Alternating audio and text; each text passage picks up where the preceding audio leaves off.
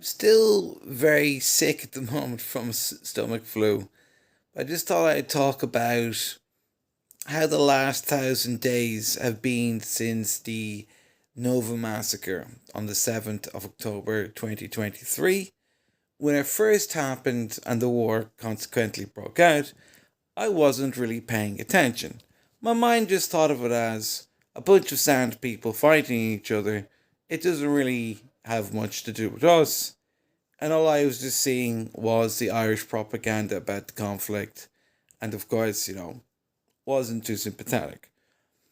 Then, during the winter time, I was very isolated from society, living in Wicklow. And I started reading the Bible in Irish. And there was the instruction in the Bible, I think it's in the Gospel of John, to go and be friends with Jewish people. So I thought, it's a little bit of fun. I'll learn a bit of Hebrew. I'll go learn about Jewish culture. That's very interesting.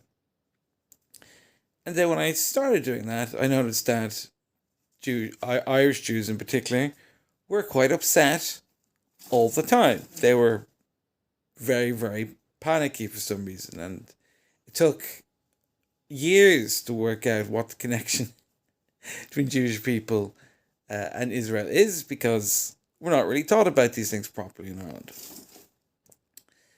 So, after a few months of just being confused, interacting with Jews, along came the Eurovision, where basically RTE funded a satanic witch to launch a campaign to try and lynch a Jew for some reason. There was this unnecessary mob of people going after the Israeli singer, which we have never seen before. Usually when there's wars on, Ireland is neutral, and typically people who are involved in those wars don't get boycotted or attacked like this, particularly not musicians. And gradually learning more and more and more about the international conspiracy against Jews that the Irish media, funded by the Irish state, and the trade unions are involved in. And this gradually started happening since Sinn Féin was involved in gun runnings with the Palestinian Liberation Organization, which is how they gradually started embedding their propaganda into the Irish media.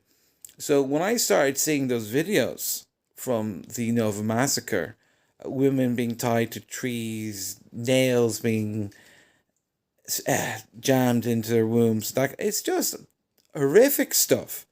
It's stuff of absolute nightmares.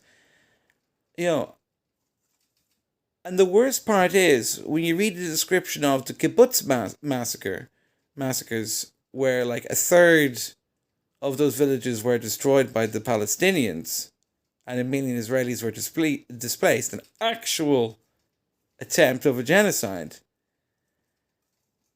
The Palestinians got their intel on like the mapping out the farms, where are the safe houses, where are people most likely going to hide. They became friends with the Israelis for years. They planned this for years. Sinwar's plan was to completely wipe out the Jews in Israel, and his books and his materials were promoted at a conference last week attended by Irish politicians. So this is how this relates to Irish people, right? First of all, the wives and daughters of Irish people were kidnapped, raped, tortured, and murdered by Palestinians. Most Irish people don't know about this. I didn't know about this for months. So if people like Sinn Féin and People for Profit become in power in Ireland, what is going to happen? What music festivals are they going to turn up to and massacre people in? That's not being alarmist. Look at the Battle of Pear Street. Look at many of the protests where people involved with People for Profit turn up with weapons and attack Irish people. A friend of mine was hospitalised by two people who work for NGOs and are members of People for Profit. listen to Paul Murphy. He is the Hitler of our times. This is alarming stuff. And since the Intifada has been called, Irish people have been stabbed, attempted decapitations, and murdered by the Islamic community, all being promoted and supported by the Islamic Council of Ireland. I've just recently made a video about that. It's absolutely disturbing. It's absolutely disturbing that our government is spending millions every year promoting this radical Islamist propaganda. And there's no political movement to stop it. Well, I don't care if I am the last man standing in Ireland, coughing, spitting, choking, sneezing, getting sick with this bucket by my feet.